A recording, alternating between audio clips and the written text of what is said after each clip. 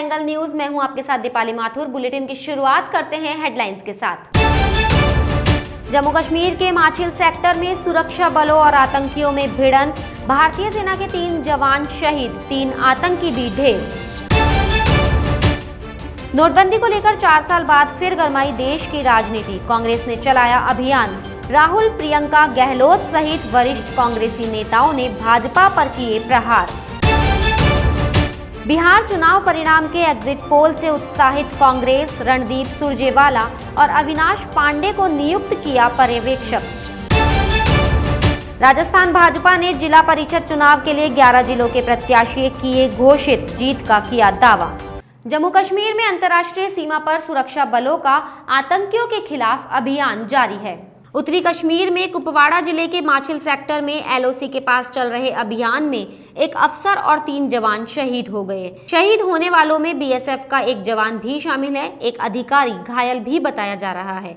भारतीय सुरक्षा बलों ने 3 आतंकियों को मार गिराया है। बता दें कि उत्तरी कश्मीर के कुपवाड़ा जिले के माछिल सेक्टर में शनिवार रात को नियंत्रण रेखा के पास गश्त पार्टी ने संदिग्ध हलचल देखी थी। प्रधानमंत्री नरेंद्र मोदी ने वीडियो कॉन्फ्रेंसिंग के जरिए गुजरात के सूरत और सौराष्ट्र के बीच रोपेक्स फेरी सेवाओं का उद्घाटन किया है। इस दौरान राज्य के मुख्यमंत्री विजय रूपाणी भी मौजूद रहे। इस फेरी सेवा के शुरू होने के बाद सौराष्ट्र में स्थित भावनगर के घोघा से सूरत के हजीरा के बीच लोग समुद्री मार्ग का इस्तेमाल कर सकेंगे। घोघा और हजीरा के बीच सड़क मार्ग से दूरी 375 किलोमीटर है, लेकिन इस सेवा के शुरू होने के बाद यह दूरी मात्र 90 किलोमीटर हो जाएगी।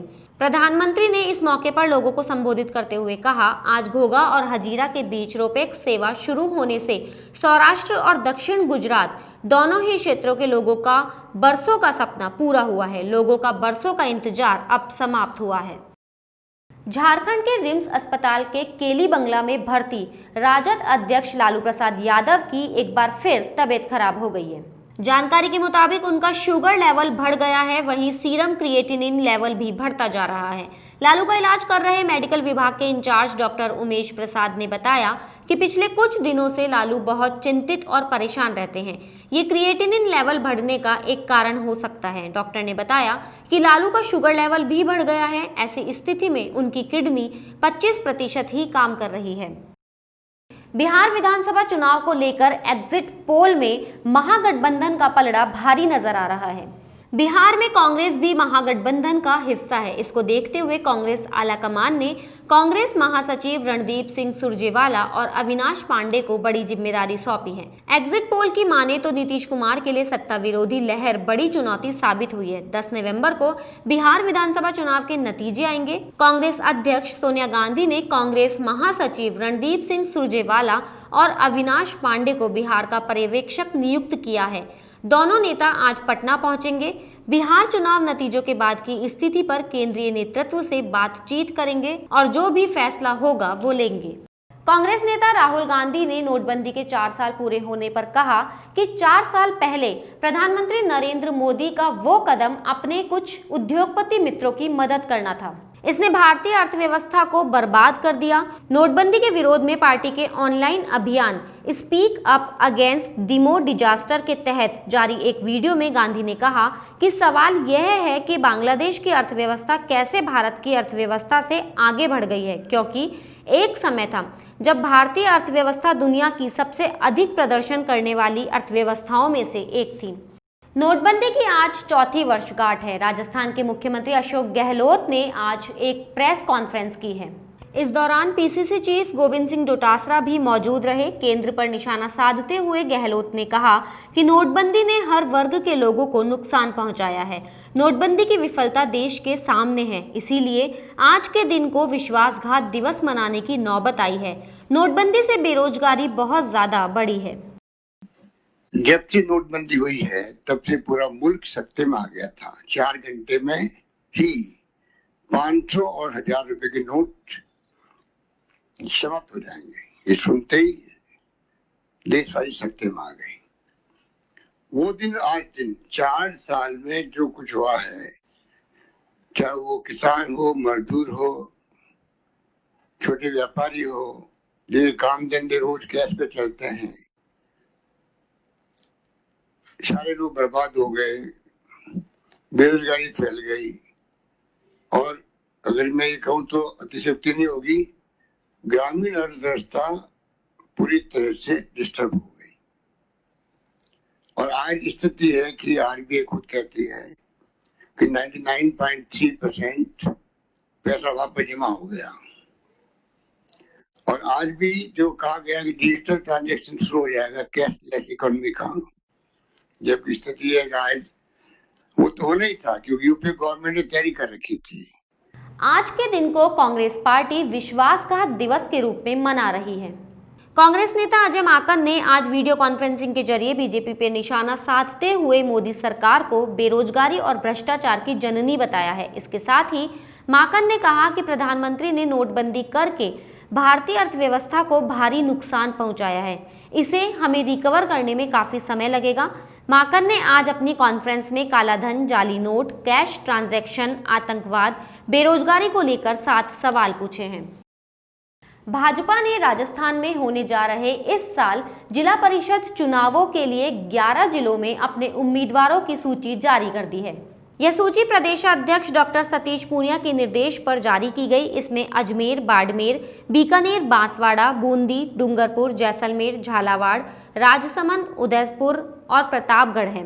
गौरतलब है कि राज्य निर्वाचन आयोग ने करीब 15 दिन पहले प्रदेश के 21 जिलों में जिला परिषद और पंचायत समिति के चुनाव करवाने की घोषणा की थी। ये चुनाव 4 चरणों में होंगे। चुनाव की अधिसूचना 4 नवंबर को जारी की गई थी। चारों चरणों के लिए 4 से 9 नवंबर तक नामांकन भरे जाएंगे। चुनाव का पहला चरण 23 नवंबर को होगा। इन चुनावों में 21 जिलों में 636 जिला परिषद सदस्य और इन जिलों की 222 पंचायत समितियों के 4371 पंचायत समिति सदस्य चुने जाएंगे। मतदान के लिए 2,41,87,000 से अधिक मतदाताओं की सूची तैयार है। ये संपूर्ण चुनाव ईवीएम से करवाए जाएंगे। जयपुर में कांग्रेस पार्षदों की बाड़ाबंदी के बीच कांग्रेस नेताओं ने एक बार फिर ये दावा किया है कि जयपुर हेरिटेज नगर निगम में कांग्रेस का बोर्ड और मेयर बनना तय है। परिवहन मंत्री प्रताप सिंह खाचरियावास और सरकारी मुख्य सचेतक डॉक्टर महेश जोशी ने जयबान रिसोर्ट में मीडिया से बातचीत करते हुए ये जानकारी दी। खाचरियावास ने कहा कि नगर निगम हेरिटेज में हमारा बोर्ड और मेयर बनना तय है। हमारे साथ 8 निर्दलीय पार्षद भी है। सभी 55 वोट कांग्रेस के मेयर प्रत्याशी को मिलेंगे। ग्रेटर नगर निगम में भी हम धमाका कर सकते हैं। मुख्यमंत्री अशोक गहलोत ने हमें निगम चुनाव को लेकर फ्री हैंड दिया था। मुख्य सचेतक महेश जोशी ने कहा कि भाजपा ने निर्दलीय कुसुम यादव का दाव खेला है। कुसुम यादव को 3 घंटे में भी सिंबल नहीं पहुंचा पाए। भाजपा मेयर प्रत्याशी सौम्या गुर्जर के पति को लेकर दर्ज मामले पर कहा कि सारे दर्ज मामलों में एफआर लगी है। एफआर तो धनबल बाहुबल के आधार पर कोई भी लगवा सकता है। मुस्लिम प्रत्याशी की मांग को लेकर विरोध पर विधायक अमीन कागजी ने कहा कि सब लोगों ने मिलकर मुनेश गुर्जर को प्रत्याशी बनाया है। पार्टी के प्लेटफॉर्म पर मेयर प्रत्याशी तय हुआ है।